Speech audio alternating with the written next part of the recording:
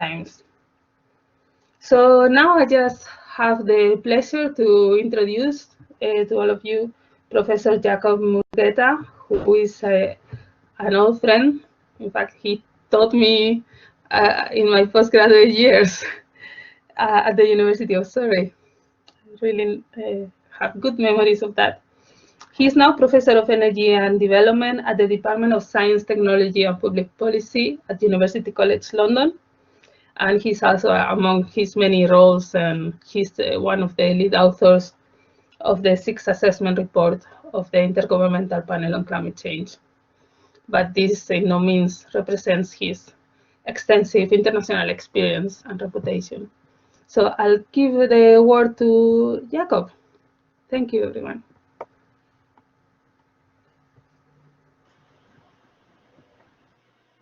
Thank you, Vanessa. It's a pleasure to also remain in working relationship with you, and I learned quite a lot, and have learned a lot over the years by my interactions with you, and of course my involvement within CESET is also another platform where plenty of learning can happen with you, as well as other colleagues from the network. I think what I'm going to try and do is really do a sketch of some ideas and some thoughts around community energy as it relates to East Africa. In many ways, it's perhaps going to raise more questions than give us any incredible insights, but rather something that can actually stimulate some of our discussion, hopefully. So I think one thing to kick off with perhaps is that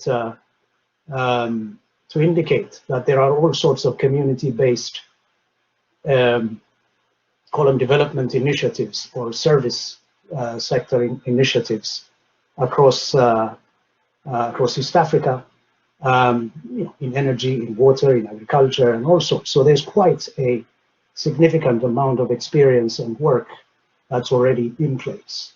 That's something to put on the table. And it would also, the second thing is, it would make sense in relation to this. Because of this practice and experience, that we would actually interrogate, we would explore the possibility of community energy and how it can support the energy transition in East Africa. And it feels it feels right as well to roll out community particularly renewable energy initiatives, and here partly because there is a sense that community initiatives do bring people together. They help people to think together and design something which they all feel a part of. And here I'm also making an emphasis on renewable, because we are talking about energy transition as well.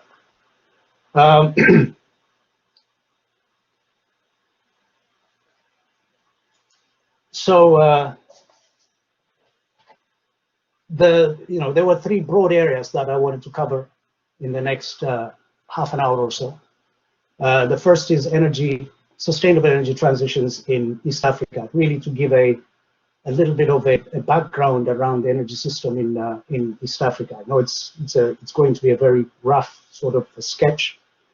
And the second is to really dig deeper a little bit into the community energy and what it means in transition. And here I'll try to bring in some experiences from elsewhere as well, and to what extent the East African region can take lessons from this. And then the third is really a few points about the role that CESET can play in this discussion around community energy.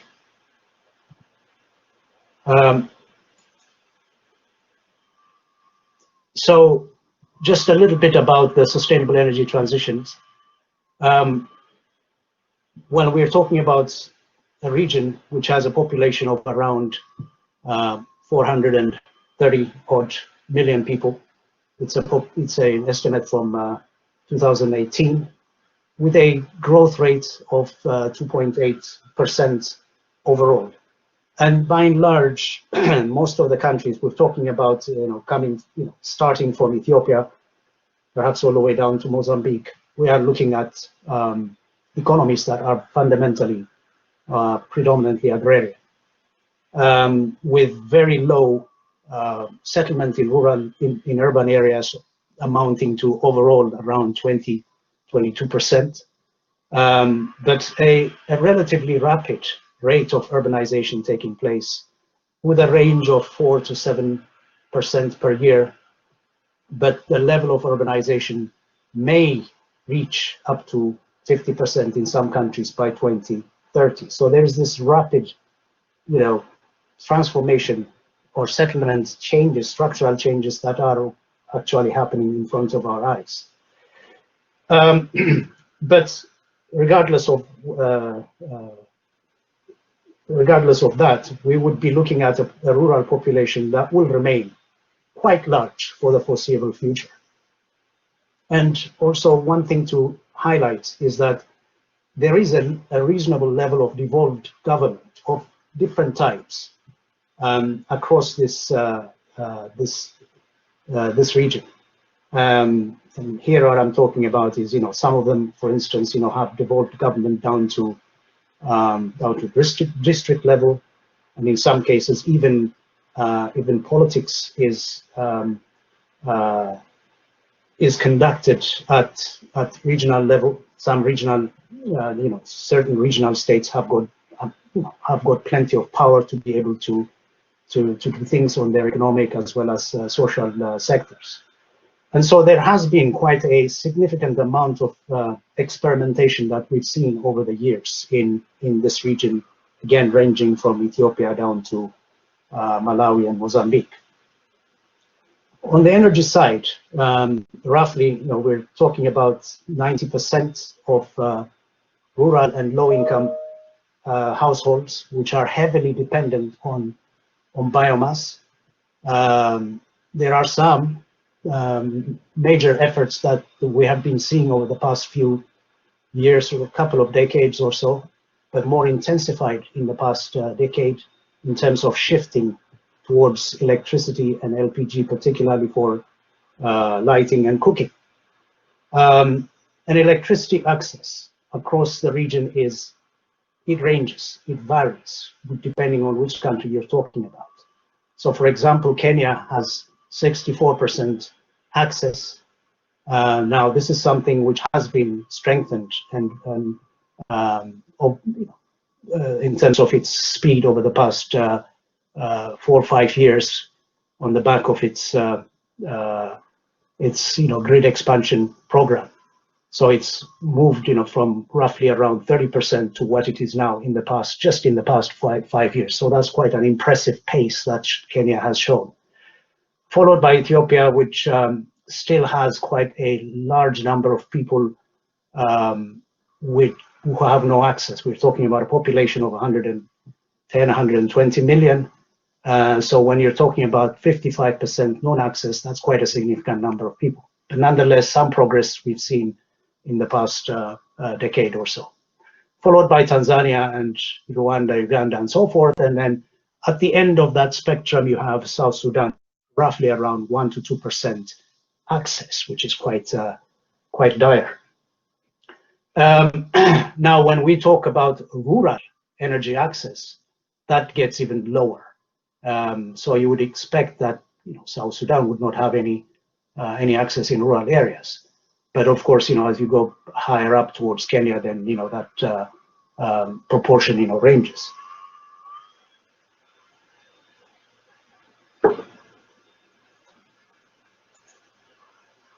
I mean, this is really showing the distribution, the installed capacity of different countries, and you can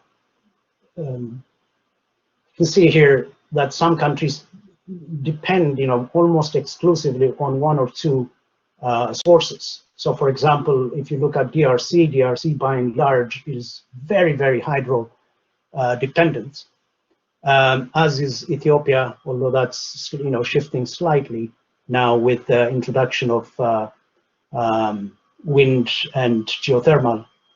Kenya has perhaps the more interesting picture, where there is a more diversified source of electricity across the board, and so forth. So what you get to see is that by and large, most of the countries tend to be reliant on one or two resources.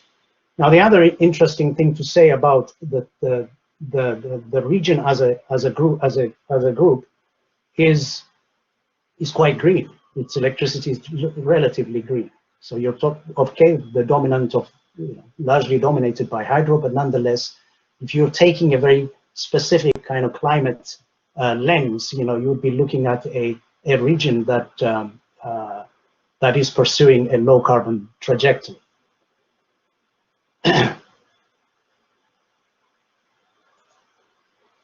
On the off-grid side of the picture, well, what we see here is,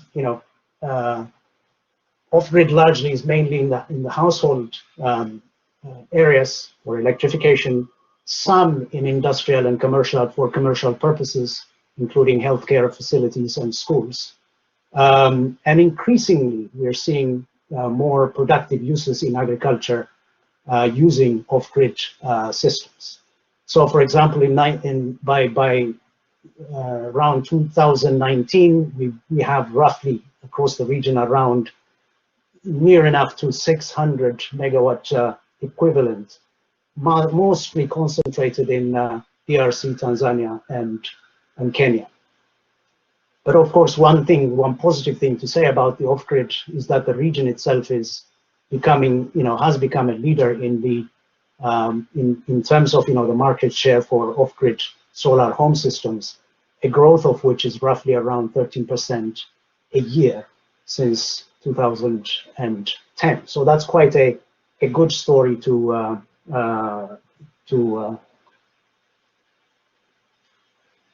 look at.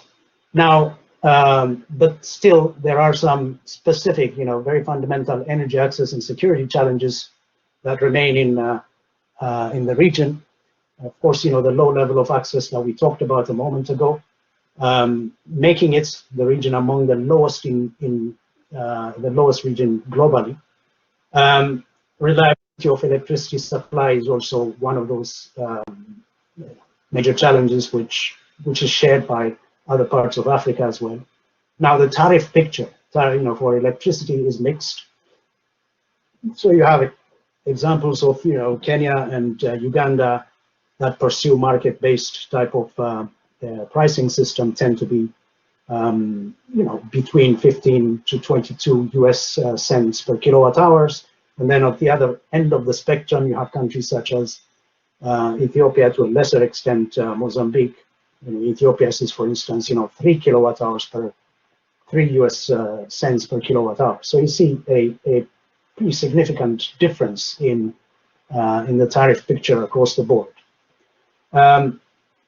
Yes, I mean, as I was saying earlier, there is limited diversification in terms of electricity production across the board, with heavy reliance on one or two sources. There is some heavy reliance on imported fuel, particularly those countries that are reliant on fossil fuels.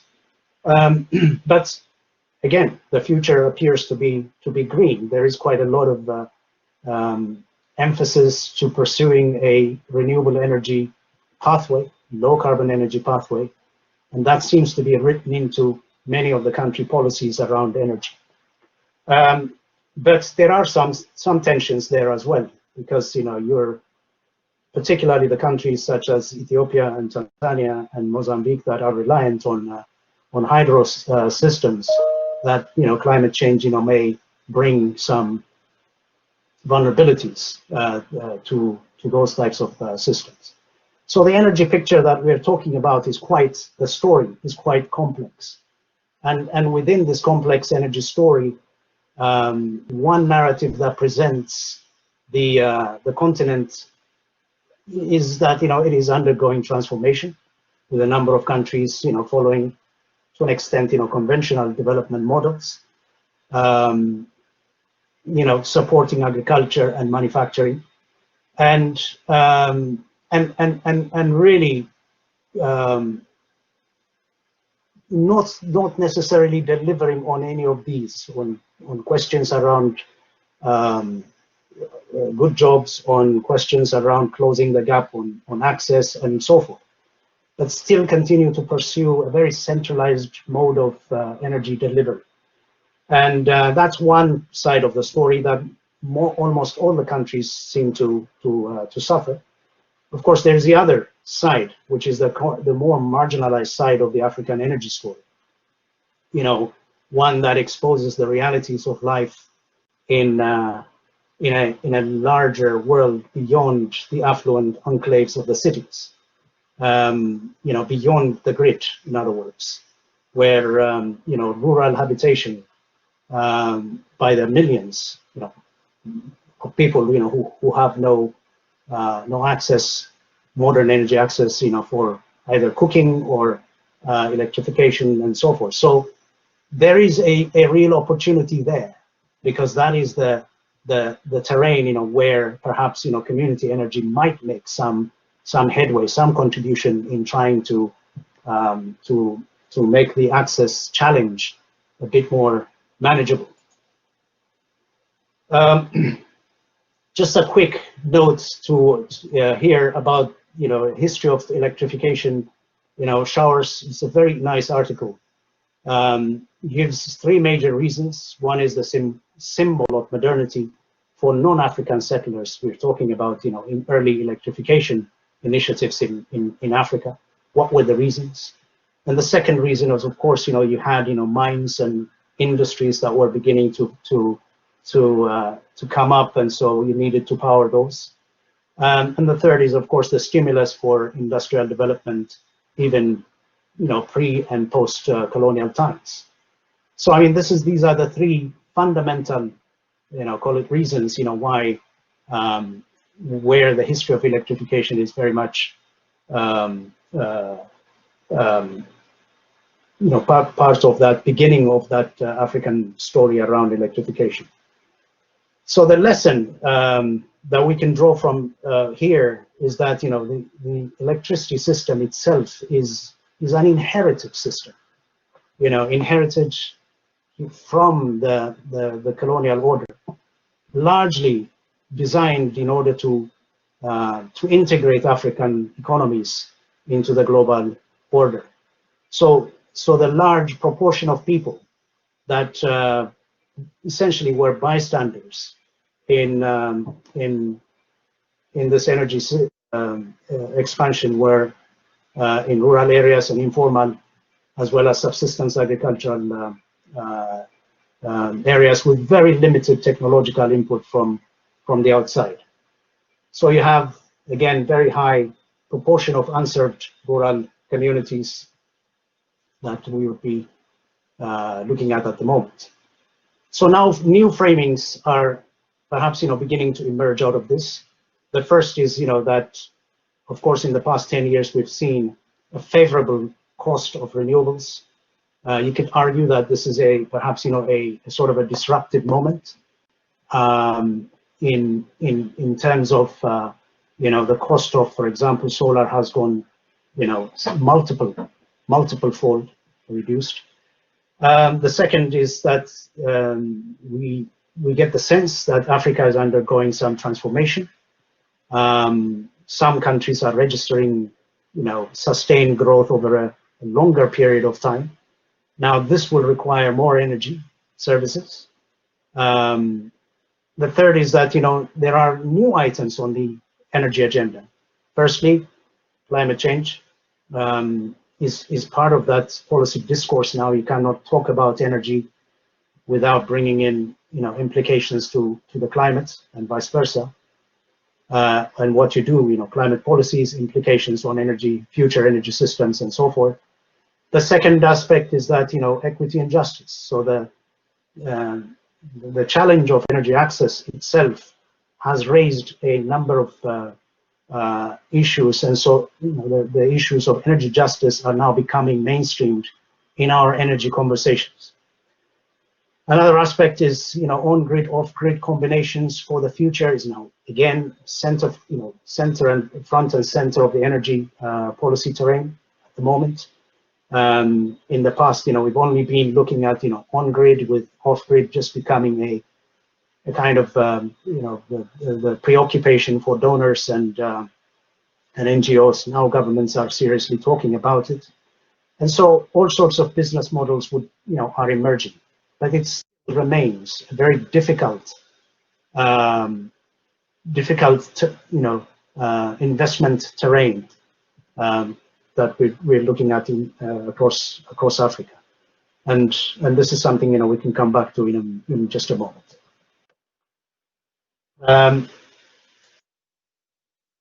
So in terms of place of community in the energy solution space, well, three areas. Number one, the literature tells us that communities as stakeholder.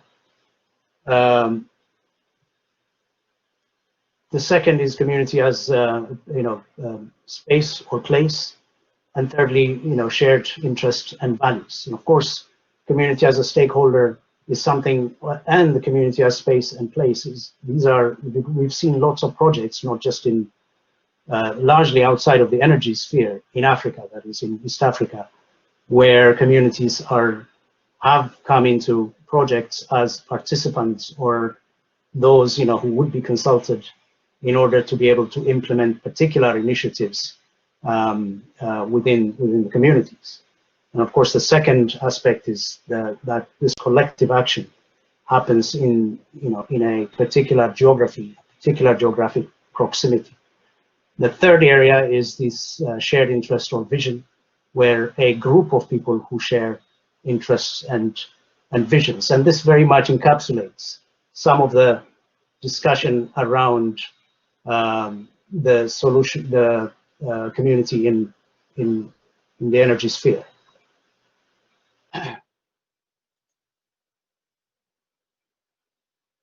So what are the inherent factors? So some inherent factors, that favor community energy. So we've got,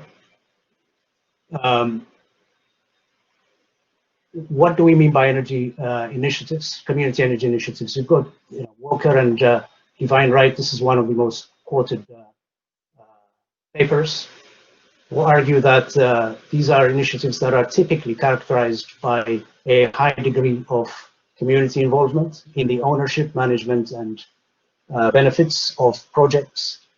And Seifang in 2013 followed up with another interesting paper arguing that projects where communities exhibit a high level of ownership and control, but also raise the issue of benefits, collective benefits from the outcomes. And Worth a few years ago wrote about again community energy in terms of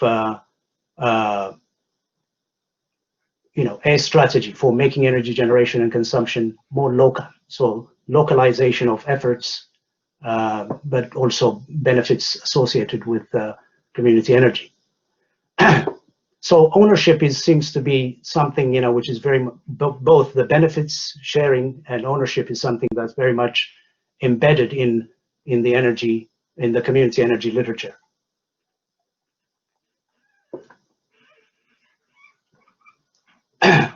Now there are also other co-benefits that would emerge, and this, for instance, community energy are seen to offer flexibility of the grid. For instance, feed-in tariffs. That way, when you have surplus, you feed it to the grid, and when you are in deficit, vice versa. So you have this kind of two-way relationship or two-way communication between the user and the producer. And then there's also this question around grid resilience. This could be something quite interesting for African countries, where the the larger number of producers that you have, then you strengthen or you increase the resilience of the grid itself. When something somewhere fails, then at the very least you have it covered from other sources. Of course, the other co-benefit is the increased deployment of distributed renewable energy generation. Now, this helps the whole carbon reduction agenda, and finally, the lower energy cost for communities. That there is a possibility, largely because we're looking at renewable energy costs coming down quite significantly, and therefore the possibility for lowering what communities pay is also a very important factor.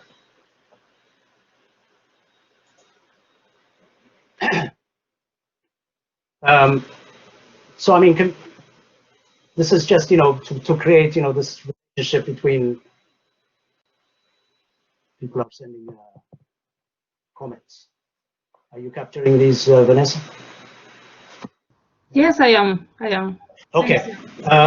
Well, community energy projects, are often embedded in, and they are also dependent on wider societal structures and institutional arrangements, as you can see from this slide. So you can group some of these in terms of external context, where you need government technology support, in terms of technical support. There may need to be a governmental process support, through provision of information, advice, and so forth. Expert assistance would be something that would be certainly needed, to try and create successful community energy initiatives. And then, of course, guiding visions and plans, the bigger picture in terms of the policy and institutional terrain. But there are also internal contextual conditions, which make community energy initiatives somewhat different from others. The first thing is that the community involvement would require some sort of an internal spirit, an internal value system that holds people together to move and to move together. Local traditions and history of community-based projects. What are the lessons that we can draw from previous experiences? So that can become something which could be brought into the whole internal context.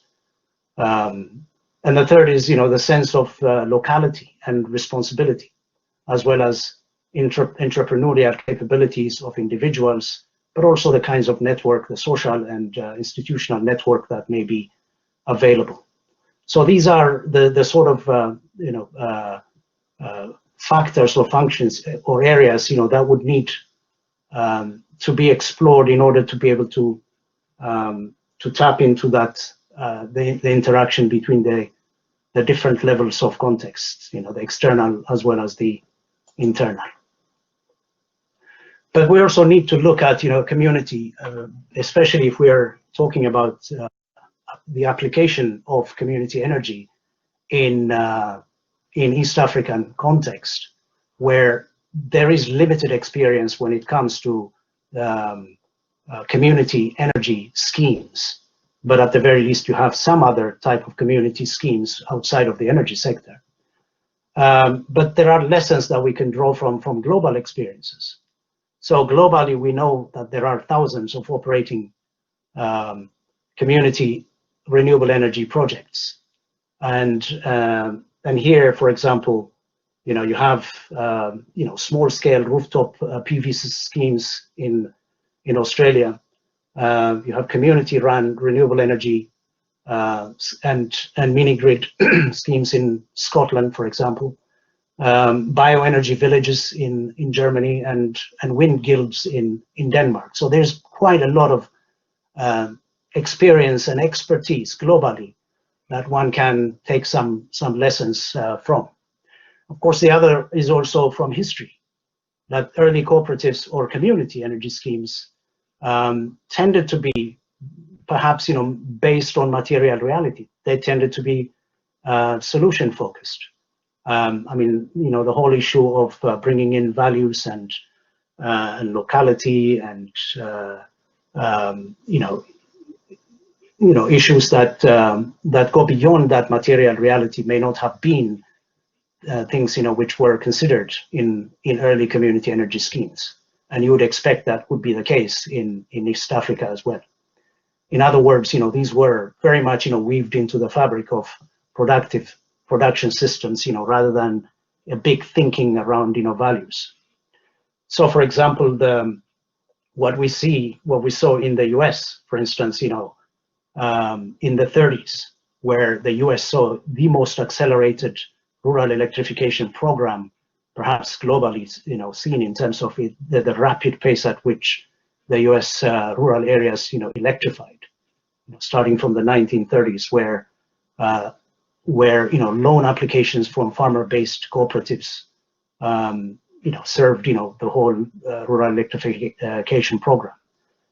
So we saw, for example, something like 500 to 600 cooperatives cropping up across different parts of the Midwest and Oklahoma, Nebraska, and so forth. The farm belts, and even today, something like 900 cooperatives exist in the United States. So these were really the kind of the engine for the whole rural electrification program that the U.S. saw in the 30s and beyond.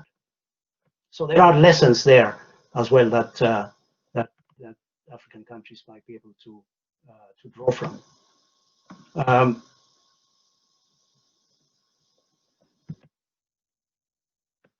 But I guess what we might be looking for is perhaps finding some kind of a middle ground for Africa. Community approaches. We know that they're deemed essential in order to transition from a predominantly centralized supply system to a decentralized one. Help. They strengthen the business viability as well as the practical viability of harnessing renewable energy resources at that sort of level. The second aspect is that there are again lessons from the early cooperative or community energy schemes that we see in Europe, and they still exist in their thousands, and they are also flourishing in different parts of Europe, like Denmark, Netherlands, Spain, and Italy as well, and Scotland. But clearly, one thing to highlight is that context does matter, and that the material reality of energy for productive purposes is something that would resonate quite strongly with African policymakers, for example. But that's not enough. As it was perhaps in the 1930s in the United States. There are other drivers that could be included. Of course, the whole question around inclusivity, the whole question around collective decision making, and potentially also bargaining power, and then drawing in, using the climate change, for example, as an opportunity for transitioning away from fossil fuels. The whole question around local content, this is, capacity building at a local level, so that you're not only an importer or recipient of energy systems, but rather you're also a producer and a participant in generating new ideas around it. And then, of course, ultimately, there needs to be a certain level of engagement with and building on existing social capital that exists on the ground. Nearly there, Vanessa. So community energy, what are the kinds of prerequisites and perhaps preconditions? And this is again based on the wider literature. I think what's going to be very much needed is enabling policies, creating long-term and stable policy frameworks for energy communities. That's going to be quite critical. And in some cases, also having renewable energy targets, for off-grid, but even more particularly for community energy targets would be another area which would create, the conditions for scaling up community energy in rural areas in particular. The third is that, is financing. Community ownerships may need, large upfront investments, and of course, in some cases, also equity contributions. So perhaps, here one can consider revolving funds for de-risking investment, and of course, grants are going to be important in order to, to create, to experiment, to pilot, and be able to scale up as well. Grants also for feasibility studies and business development. So there are going to be a number of requirements that will in considering energy, community energy. Simplifying administrative processes, and here the development of renewable energy projects it does involve complex administrative procedures. So the last thing you want is to get caught up in bureaucratic red tape, and that way then of course projects will begin to suffer, and as a result those potential participants and investors and even local investors may be discouraged from going further. And of course, capacity, local capacity is going to be quite critical. Things go wrong from time to time, and therefore, how is that going to carry on? What do you do in moments of disrepair? Do you stop and invite, bring in people from the nearest city? So there has to be a capacity building element, at the very least, for certain skills within a local area, and then concentrically you go beyond that, as and when you encounter more difficult challenges. So all these technical requirements are going to be quite critical. So finally, the question then is, does Africa have the institutions, the policies, and financing? I think just looking at a number of policies, just quickly I scanned through, for instance, Uganda, Kenya, and Ethiopia.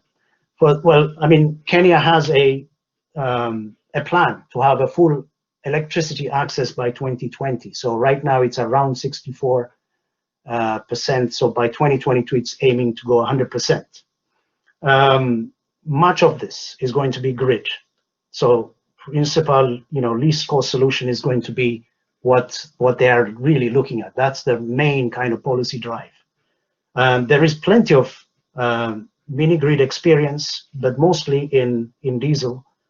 But policies to encourage private sector are there.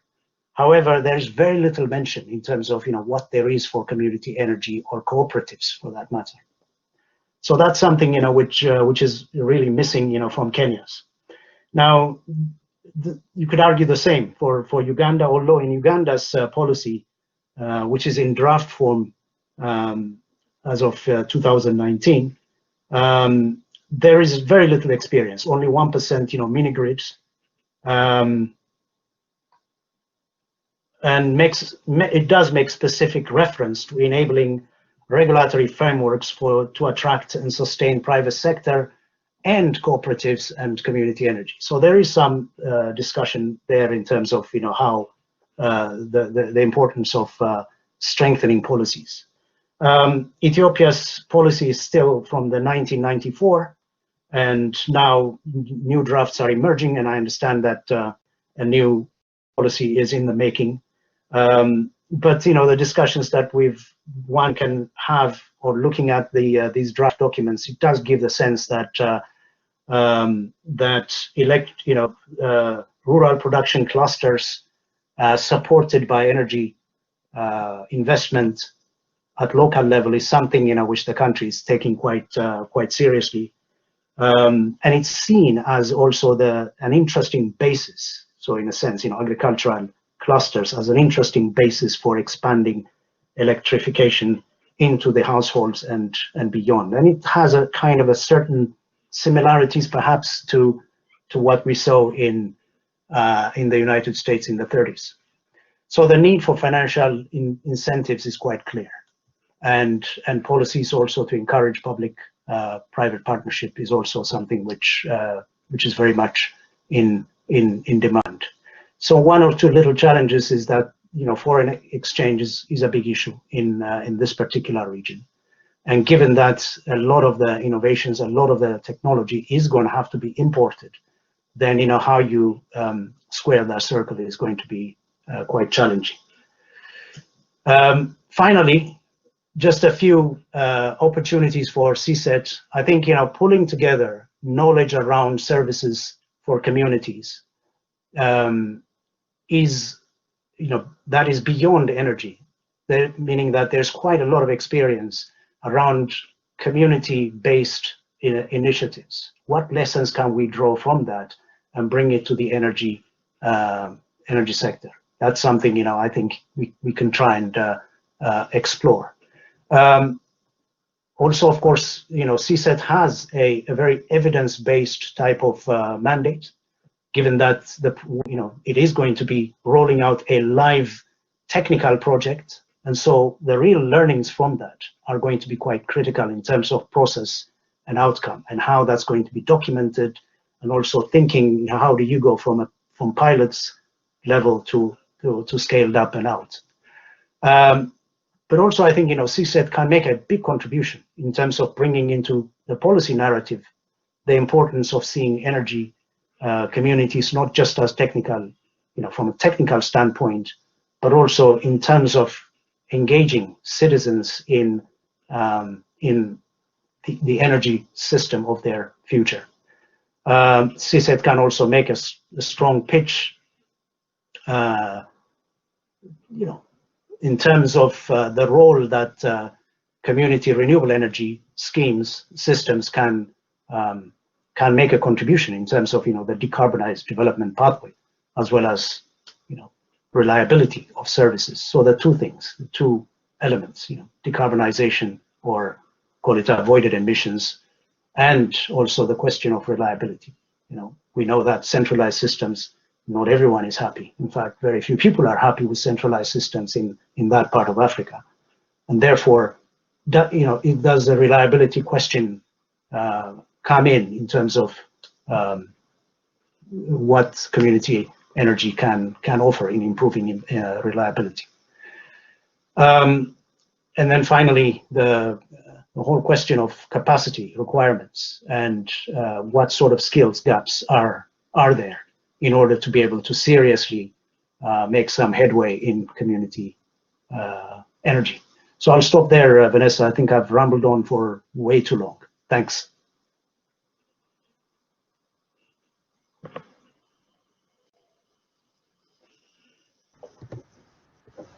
Thank you, Jacob. As usual,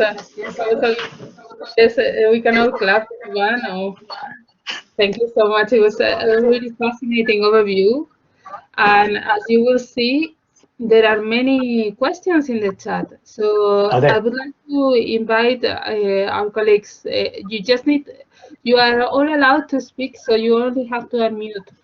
The first person to ask a question was Berit Muller. Berit, would you like to put your question?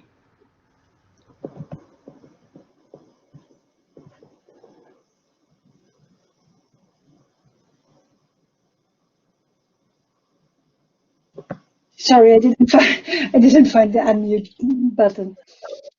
Yeah, I was asking if you know how about the producing components in the region you're talking of, or maybe in all Africa. Are all the components imported, or are there industry for the components? Well, it depends, what you would be talking about, obviously. Depending on what if you're talking about biomass, for example, then some components can be manufactured locally. But by and large, if you're generally talking about a kind of PV systems and wind systems, then the key components are going to be imported. Photovoltaic systems, you might be able to put them together into different types of different sizes. That could be done locally. Maybe some of the control systems might be done locally. by and large, the heavy components are going to have to be brought from outside, and that's why I think also one needs to actually think about what types of what kind of resources are you dealing with. Do you have enough resources to be able to import? If not, then does it make sense to engage in that type of energy system? Yeah, thank you very much. I was thinking about the main components, but also about the side components, like you said, control systems and even turbines. It would be interesting for me to know if there's a producing industry. Yeah. I think, some of the balance of system components can be manufactured locally, and some things are manufactured locally, like, yes, cables as well as control systems can be, put together. But I think if you're talking about turbines, or if you're talking about photovoltaic systems, then you would have to look further afield for now, anyway. The next question was from Pippa Winship. Hello, thank you so much. Fascinating presentation. And you also kind of answered my question partly when you were talking about Kenya, Uganda, and Ethiopia's plans. I guess my question is about how explicitly equity and justice are being explored in energy policy, and in particular, are they relating to the kind of SDGs with reducing inequalities? Is there a specific acknowledgement of energy's role in kind of reducing inequalities? Thank you. Yeah, I think they are implicit. I'm afraid. Of course, there is an acknowledgement that